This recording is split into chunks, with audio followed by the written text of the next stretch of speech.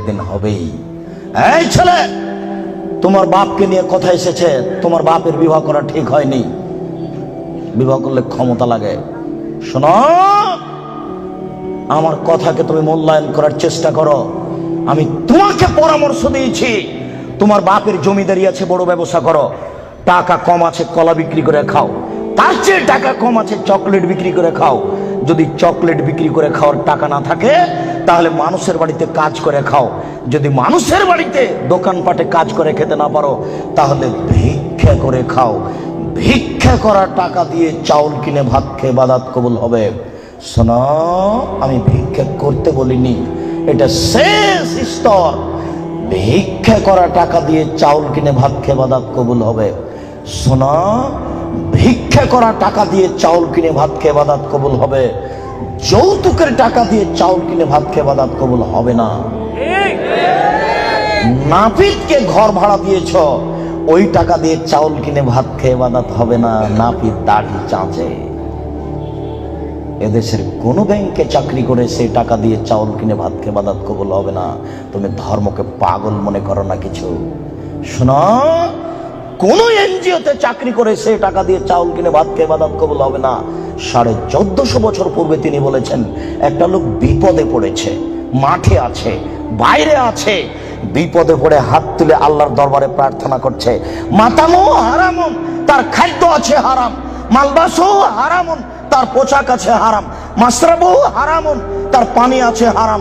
গজিয়া বিল হারামে, তার জীবিকা নির্বাহ হারাম। আন্না ইস্তাজাল্লাহু, তার দোয়া কি করে কবুল হতে পারে? তার ইবাদত কবুল হবে না, তুমি মনে রেখো। শোনো, তোমার বাপকে বলছি, শোনো, তোমার বাপ তোমাকে আর তোমার বোনকে, ছেলে মেয়েকে লালন পালন করবে বাপের জমিদারি দিয়ে।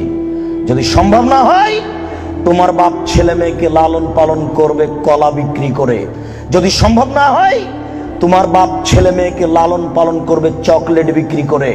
যদি সম্ভব না হয়, তাহলে তোমার বাপ ছেলে মেয়েকে লালন পালন করবে দোকানে কাজ করে, মানুষের বাড়িতে কাজ করে। যদি সম্ভব না হয়, তোমার বাপ ছেলে মেয়েকে লালন পালন করবে ভিক্ষা করে। তোমার বোন গার্মেন্টসে আসলো কেন বলো তুমি? তোমার বাপ ধর্ম দেখাচ্ছে? আমি মনে হয় কথা বুঝাতে পারলাম না। তোমার বাপ তোমাকে আর তোমার বোনকে কিভাবে লালন পালন করবে শেষ পর্যন্ত? ভিক্ষা করে।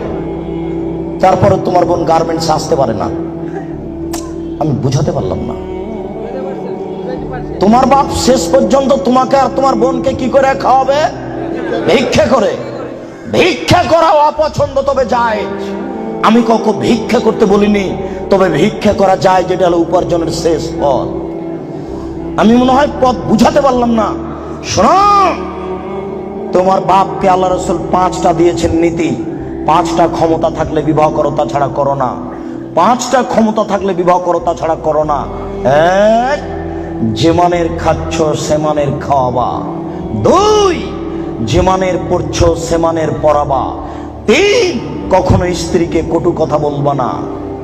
স্ত্রী রান্না করে দেয়, ঘর বাড়ি ঠিকঠাক করে দেয়, স্ত্রীর সাথে মিলে শান্তি পাওয়া যায়, তার মুখের উপরে মারো কি করে কাপুরুষ? তাকে গালি দাও কি করে? ও তোমার সব, তোমার শান্তির মাধ্যম। তুমি তার সাথে মেজাজ কড়া করে কথা বলো কি করে? আল্লাহ রাসূল বলছেন, খাইরুকুম খাইরুকুম লিআহলি ওয়া আনা খাইরুল লিআহলি। পৃথিবীতে তোমাদের মধ্যে সবচেয়ে ভালো পুরুষ হচ্ছে ওই যে তার স্ত্রীর কাছে ভালো। আমি মুহাম্মদ সাল্লাল্লাহু আলাইহি সাল্লাম, আমার স্ত্রীর কাছে আমি ভালো। বহুত কামিনা পুরুষ হচ্ছে ওই যে স্ত্রীর কাছে খারাপ। আপনি স্ত্রীকে গালি দেবেন কেন? আপনি স্ত্রীকে কটু কথা বলবেন কেন? কেন আপনি স্ত্রীকে কটু কথা বলবেন? কখনো না। ওর বুদ্ধি কম। ঝগড়া তর্ক লেগে গেলে, যখন খুব জোরে স্ত্রী আপনার কথা বলছে, তখন একটু থেমে যান। আপনি একটু চুপ হন। কেন? ওর বুদ্ধি কম। আপনি যদি মনে করেন আমি তার চেয়ে বেশি কথা বলবো, তাহলে আপনার বুদ্ধি কম। আল্লাহ নবী বলেছেন, কার বুদ্ধি কম? মহিলা। আপনি যদি তর্কে বেশি কথা বলতে চান, তাহলে এখন বুদ্ধি কার কম? আপনার কম। কেন আপনি তর্ক লাগলেন তার সাথে? খুব জোরে বলছে, আপনি চুপ হন, কটু কথা বলতে পারবেন না। 2, কখনো বলবেন না স্ত্রীকে তোমার রং কালো, খালি বলবেন তুমি এত সুন্দরী, তুমি এত সুন্দরী, তোমার মতো কোনো নারী দেখি না। সারা রাত পা টিপে দিবে, কখনো আপনি বদনাম করবেন না। 3, ভুলেও কখন শ্বশুর শাশুড়ির নিন্দা করবেন না। হ্যাঁ, তোর বাপ অমানুষ, টাকা দিতে চার দেয়নি, এরকম কোন কথা বলবেন না। একবার শ্বশুর শাশুড়ির নিন্দা করলে আপনার স্ত্রী মরা পর্যন্ত কোনোদিন আপনাকে ভালোবাসবে না।